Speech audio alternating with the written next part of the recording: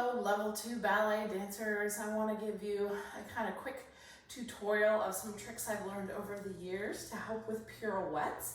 Now I'm going to focus on an inside pirouette, but a majority of these tips you can use in all of your pirouettes or any kind of turn that you do on one leg basically. So I'm going to do a pirouette en des dents that's going to go into a fondue arabesque, because that's what's going to happen in our combination that we're going to do very soon. I will show you a regular pirouette though first, and again some tricks of the trade to do that. And I'm showing you an inside turn. So I'm going to start, if I'm facing you, this is my right leg, it will look like my left to you. I'm going to do a fourth position lunge to start versus a fourth position plie. Now both are valid ways to start a pirouette, but what I find is when you are on soft shoes, if you're doing from 1 to 3 pirouettes, this is actually a better position to take off from. You need power to get into at least 3 of those, but the single and the double need less power to turn into that pirouette. So this right away takes out one step of the process. If I'm here, I'm going to turn sideways. If I'm here, my weight is in between. So not only do I have to push forward, not only do I have to push up, I have to push forward to get over that leg, which in many cases we push too far forward unless you're really practiced and trained in that. So we take out that one step by having your weight already over the front leg. Now this version is the version I like when I'm on point, because I need more power to get up there, or if I'm doing multiple pirouettes, so more than 3. So some of you might need more power, so you could do that fourth position plie version, but a single and a double really should go from that fourth position lunge. You are going to have different instructors that say different things, but that is the physics behind it. I saw a really wonderful presentation about this, and so that's kind of the rules that I've been following all along. But again, teachers like different things, so follow what your teachers say. But for me, starting in that fourth position lunge, the one process is taken out already from there. So we've got your fourth position lunge, we've got your weight over the front foot, and the releve, rise up, right? And so if I'm doing inside, my back leg's gonna come up to that passe right away. And I usually can self-assess from there. So if I find that, and that one, I fell forward, which meant I was already thinking about going forward, which means I've got to more about going back and up. If I fall over to this one side or the other, you go through that opposite side up through the center. So everything basically reaches up through that center. So you will focus on, if I'm falling backwards, oh, I gotta go forwards more. If I'm falling forward, I gotta go back a little bit more. So self-diagnose that for yourself. Imagery is really helpful on this. My favorite imagery on a pirouette is a corkscrew. So if you look at a corkscrew, it looks like it goes down and up at the same time.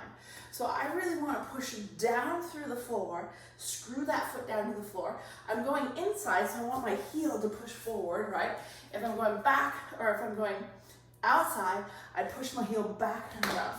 So really connecting to what's going along into the floor, then take that all the way up to the leg, up through the head and out. So you've got this image of this twisting up and down into the floor. So you've got that opposition lift up. Arms typically go to first, but they can go into other positions. So just make sure they're clear about where they go, so that they're not going out here or in here or lifted shoulders. If you've got relaxed shoulders and arms nice and curved. You can go into high fifth, you can go into fourths. Again, it will depend on your choreography. I'm going to be going into first position on this. So we've got your placement of the lunge.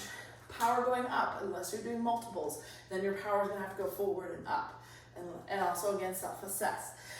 Corkscrew image, placement of the arms. Another thing I think about is a little mini contraction through my abdominals. So if you're in like a modern class or a contemporary class, we talk a lot about contracting, where you're really curving through that spine. So as I go up, I actually think about a very tiny contraction, not to the point where I can see the contraction, but then I'm taking that breath all in, spiraling up. And that should help you with your bounce up in that pirouette. So I came out of that terribly. So the last thing I'm going to describe is how are you going to finish it. So lots of times you will just finish in fourth position. So that's the one you've probably practiced the most. So as I go to pirouette, I'm actually using my downstage left is what this is. I'm going to pirouette through the quarter, to the half. Right here at 3/4 is where I want to start to come down, so that by the time I finish my pirouette, I'm where I started, if that's where I want to be.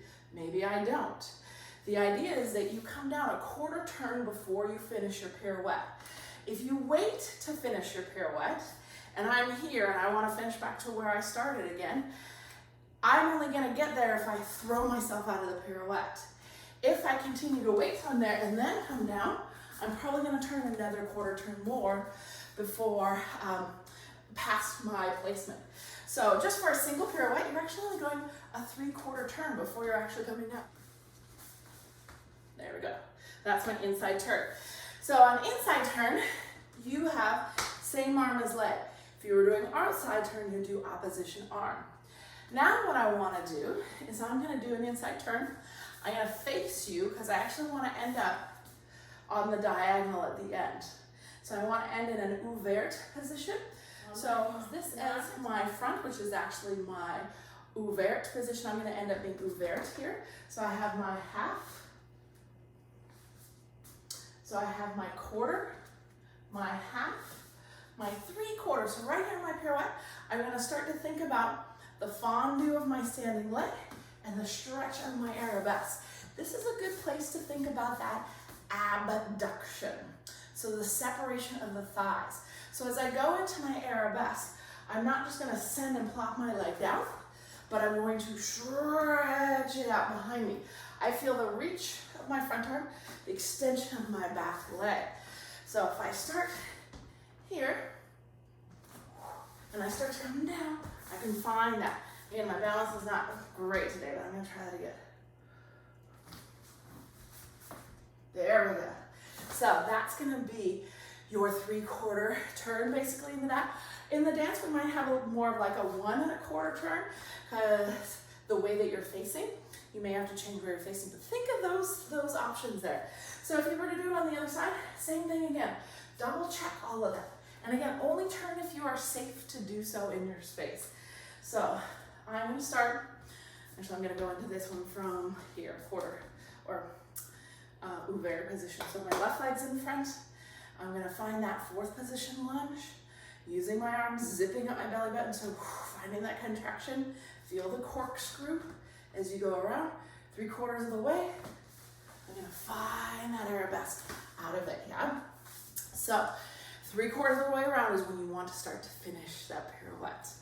All right, that's our quick little tutorial help on those pirouettes.